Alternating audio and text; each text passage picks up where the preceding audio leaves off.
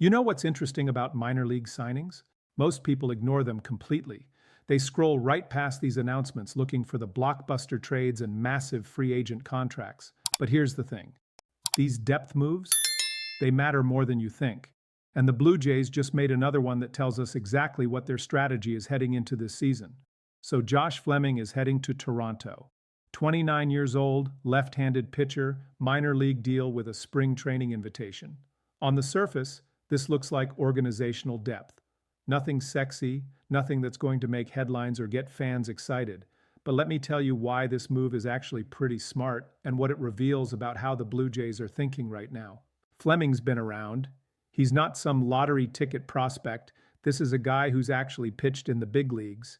He broke in with Tampa Bay back in 2020, and if you know anything about the Rays, you know they don't just hand out major league opportunities. They develop pitchers better than almost anyone, and Fleming was part of that system.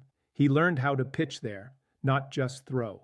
Now let's be real about where he's at in his career. He spent all of last year in AAA with Seattle's organization. 4.91 ERA over 84 innings. Those aren't numbers that scream future ace. 44 strikeouts in that many innings means he's not missing a ton of bats. But here's what the numbers don't tell you. He's a guy who knows how to get through innings, who understands sequencing, who can give you functional pitching when you need it. The last time Fleming pitched in the majors was 2024 with Pittsburgh. 31 innings, 4.02 ERA. That's actually solid. That's exactly the kind of profile Toronto needs in their back pocket. Because here's the reality of a 162-game season. You're going to need pitchers. Lots of them. Injuries happen. Guys get fatigued. Someone's going to lose effectiveness.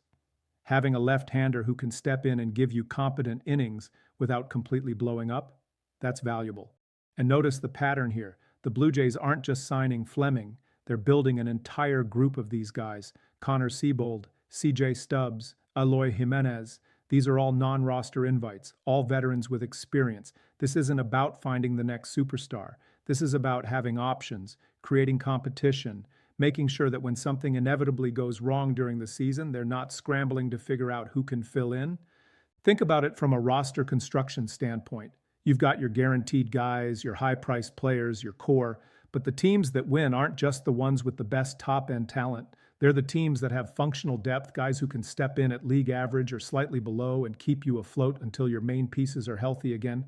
Fleming fits that mold perfectly. He's not going to win you a Cy Young. He's probably not even going to be in your opening day rotation. But in June, when someone hits the injured list, or in September when arms are tired and you need to manage workloads, having a left-hander who's pitched in meaningful games, who's been developed by one of the best organizations in baseball, who can come in and give you 5 innings without destroying your bullpen, that's exactly what you want sitting in AAA. The other thing about Fleming, he's still relatively young at 29. There's a chance, maybe not a huge one, but a chance, that something clicks. A mechanical adjustment, a new pitch, better usage of what he already has. We've seen it happen before with pitchers who bounce around and suddenly figure something out. It's not likely, but that's why these are minor league deals. Low risk, potential reward. So yeah, this isn't the move that's going to get Blue Jays fans fired up. This isn't the splash everyone's waiting for. But smart teams make these moves. They stock the cupboard, they create depth, they prepare for the reality of a long season. And when you look at what Toronto's doing with all these veteran signings, it's clear they're thinking ahead. They're building insurance. And in baseball, you can never have too much of that.